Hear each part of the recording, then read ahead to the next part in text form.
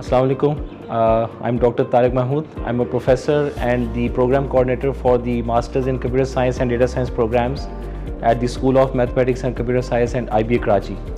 So being the coordinator of these two programs, I can assure you that the career growth opportunities in these two programs are limitless and pretty exciting. So the unique selling points of these two programs is that we give equal weightage to teaching the theoretical concepts as we give weightage to teaching the fast-paced technological developments, and we also give equal weightage to applying the learned theoretical concepts in the industry as we give weightage to teaching the theoretical concepts in the class.